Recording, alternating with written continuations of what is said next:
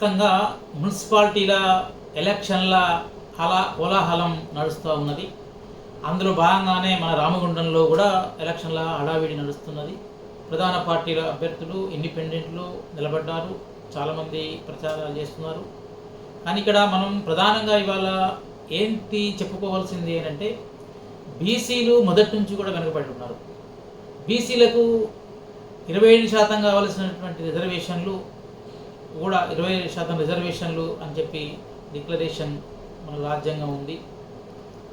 కానీ బీసీలు ఉన్నటువంటి వాళ్ళు 56% అని మొన్నటి లెక్కలే, తెలంగాణ లెక్కలే మనకు తేల్చి చెప్పినాయి.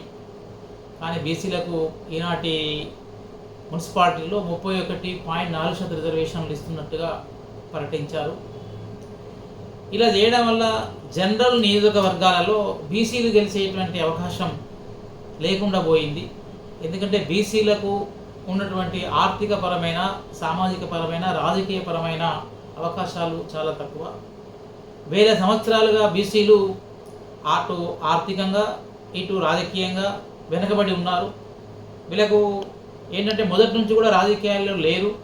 వీళ్ళు ఎప్పుడు కూడా వృత్తి పనులు చేసుకుంటూ, ఉత్పాదక పనులలో ఉంటూ, శ్రమ చేసుకుంటూ జీవించారే కానీ రాజకీయాల వైపు కానీ అధికార పదవుల వైపు కానీ దృష్టి సారించే ప్రయత్నం చేయలేదు.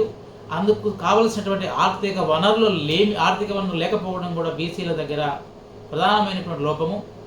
కానీ స్వతంత్రం వచ్చి 80 ఏళ్ళు కావస్తున్నది. ఈ సమయంలో కూడా బీసీలు ఇంకా నిలబడి గెలవడానికి జంకుతున్నారు. ఈ ఎలక్షన్లు కూడా ఈ యొక్క సంపన్న రాజకీయాలు ఏ విధంగా చేశాయంటే, కేవలం డబ్బులు పెట్టకుండా ఎలక్షన్లో అప్పుడు చేస్తే ప్రజల మీద అవగాహన ఉన్నవాళ్ళు, ప్రాంతం మీద అవగాహన ఉన్నవాళ్ళు, ఈ ప్రాంతం మీద ప్రేమ ఉన్నవాళ్ళు గెలవాలి. కానీ ప్రేమ కాదు ఇక్కడ గెలవాల్సింది, ప్రాంతం మీద పట్టు కాదు ఇప్పుడు గెలుపు కారణం అవుతలేదు. కేవలము వాళ్ళ దగ్గర ఉన్నటువంటి డబ్బు మాత్రమే ప్రధానం అవుతున్నది. ఎలక్షన్ టైంలో ఎంత డబ్బును ఖర్చు పెడతాం, ఎంత డబ్బును తినడానికి తాగడానికి ఖర్చు చేస్తాం, ఎంత డబ్బును చివరికి ఓటు వేసే సమయంలో ఆ రోజు రాత్రికి రాత్రి ఎంత డబ్బు ఇస్తాము అనే దాని మీదనే గెలుపు ఓటమి నిర్ణాయకం అవుతున్నవి. ఇది సరైంది కాదు. ఎందుకంటే బీసీలు మొదటి నుంచి లేరు కాబట్టి, బీసీలు రాజకీయంగా లేకపోవడం వల్ల వీళ్ళకి డబ్బు కూడా లేకపోవడం వల్ల వెనుకడుగు వేస్తున్నారు. చాలామంది బీసీలు ముందుకు వస్తలేరు. దాదాపుగా 56% ఉన్నటువంటి బీసీలు 56% నియోజకవర్గాల్లో, వార్డులలో గెలుపొందాలి. కానీ దురదృష్టవశాత్తు ఆ పరిస్థితులు లేవు. కొన్ని చోట్ల ఇప్పుడు డబ్బు గెట్టగలిగినటువంటి జనరల్ స్థానం నిలబడినటువంటి బీసీలు కనుక ఎవరైనా ఉన్నట్లయితే ఆ జనరల్ స్థానాల్లో డబ్బు పెట్టగలిగేటువంటి వాళ్ళను పూర్తిగా ఓడించవలసిన అవసరం బీసీలకు ఉన్నది. ఎందుకంటే బీసీలు మొదటి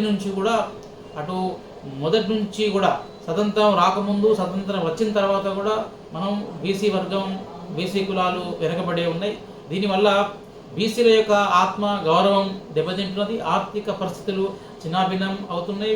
కాబట్టి కేవలం ఇలాంటి వల్ల ఎస్సీల యొక్క రిజర్వేషన్ వాళ్ళు పొందుతున్నారు, ఎస్టీల యొక్క జనాభా ప్రకారంగా వాళ్ళ రిజర్వేషన్ పొందుతున్నారు. పొందని వాళ్ళు ఎవరనంటే గత 75 ఏళ్ళుగా పొందని వాళ్ళు కేవలం బీసీలు మాత్రమే.